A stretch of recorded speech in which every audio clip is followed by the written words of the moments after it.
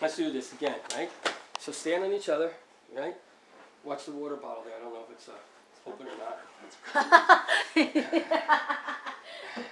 He's clairvoyant. I got a, what is that? Cranberry. Ooh.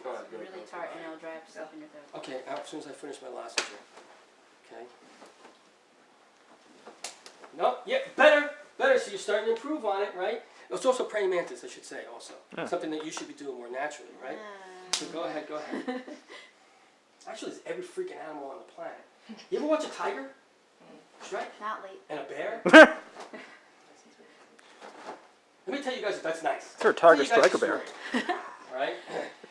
There was a And show bear that I happened to see one time. About Yogi. this black bear. Remember the guy we met last night? He attacked a bear. He hunts bears with an axe. Oh. He's really crazy. Is that like a profession? Or Little John's hobby? his name. Yeah, he makes knives. Oh, you know. Are you yeah. plugging? No, I'm not. Yeah, I'm plugging yes. in, right? So anyway, they were having this conversation last night. He hunts bears with an axe that he makes, you know, and he hunts black bears that way. He goes after the bear. That's a hunter, right? Okay. So anyway, I watched this one show this one time, and this is when it started about these two tigers, which to me is the most fierce animal on the planet, right? For size and weight, pound for pound, attacked a black bear. Black bear weighs a little bit more, like 300 pounds or something. And I'm saying to myself, it was this documentary, that just showed this. It was rare footage. And I saw these two tigers are massive. If you guys ever get a chance to go see a tiger up close, and before they strike, their arms, and they go whack, and it comes back. Oh, damn, that hit you in the face. I said, that's how I want to punch. So I designed a lot of that, watching these animals and how their muscle movement, but how they were also, and they did it naturally, which you guys don't do, but you have the ability to do, right? Because you have the ability to think. They just do it naturally, and that's why your range and everything is off. Anyway, these tigers were hungry. They're incredibly large animals, if you ever see them close. Outweighed the bear. There's two of them. And the bear's drinking water.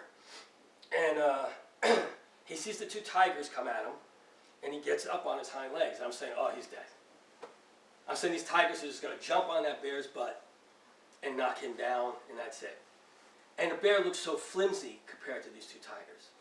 So one tiger's coming this way. He goes like this here. He stands up, and he takes his huge paw.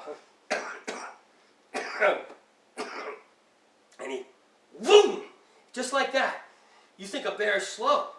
He goes, boom, and then he turns like this, like the bear, whoo, whack, and he hits the other guy. And the tigers would have killed us, probably. The tiger goes, like this here, and he just goes, whack, whack, and he's moving, whack, whack, and the tigers are trying to get him. And I'm thinking the tiger just has to pounce on this thing. But the tiger couldn't get up to pounce. Every time he get up, the tiger get up, whack, and he hit him with those freaking claws, And finally the tigers just stopped, looked at him, walked away. And the announcer was funny because the announcer was going, they just need to find something easier. They were hungry. Eventually the announcer said, the tigers will win. Obviously the tigers on time will win. But they just said, this is not worth it. Let's go find the sheep or something. And they left, and the bear goes like this. Within seconds, goes down and starts drinking the water again. Like nothing ever happened. It was just so funny. But the strike zones, you know what I mean? The strike zones, the tigers just gave up. It wasn't worth it. This is the same story about the crane, how crane was developed, off of a combat with an ape. And all the ape wanted to do was eat the crane. But he couldn't catch the damn crane. And the crane was flaring its wings, taking its beak and striking. And of course, if the ape got the crane, he's got to break it in half, like it was like a toothpick, right? But he just couldn't get it. And the crane was just doing all this stuff, and he couldn't see, and he's going, an ape is a phenomenal creature, right? And here's this skinny, stupid little big crane, avoiding it. And finally, the crane goes and pokes the eye out, how the story goes. Pokes the eye out of the ape, and the ape pulls back and just says, okay, screw it, and leaves. Even though he eventually would kill it, it was also strike zones. right, that was working. And he picked a vulnerable area, poked into the probably how the story really went, poked into the ape's eye, and the ape just said, screw it. So Crane has ape in it as well in the training, as far as to my knowledge goes, right? So it's a combination of those two.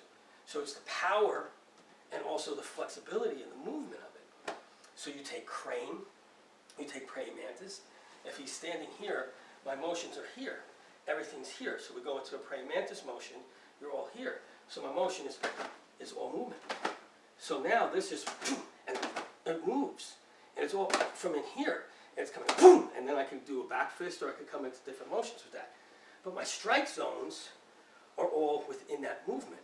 So here he's standing like he's fighting. I'm moving his way. So boom, all this comes in. Now I got my brakes. Boom, all this snap because he's tensing up. So it allows me to crack, you see? And the strike zones cause reaction.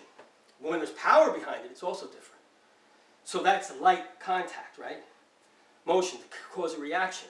If you're standing here and I'm here, boom, that was heavy contact. This came across in leopard paw and hit. So my motion, boom, is a hit here, causes a reaction, and then we work on down here. So you guys need to, you can turn that on. You guys